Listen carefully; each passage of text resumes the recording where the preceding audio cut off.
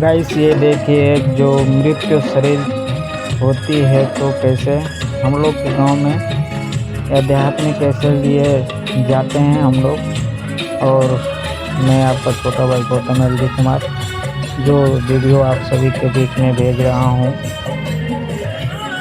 हमारे गांव देहात में ऐसे ही मृत्यु शरीर ले जाते हैं हम लोग। और मेरे दादा के पार्थिव जो विदाई का दिन होता है उस दिन का मैं वीडियो शूट करवाया हूँ। जो आप लोग को अच्छा लगे तो लाइक और कमेंट ज़रूर करिएगा और थैंक यू सो मच। पाँच फेरा घूमी मोरे लालई हो घूम ताड़े घूमी के त बबुआ मोरे अगिया लगाई दी। इतना तो सुंदर मोरे शरीरिया मुँह में कोर से अगिया लगई है मोरे बबुआ।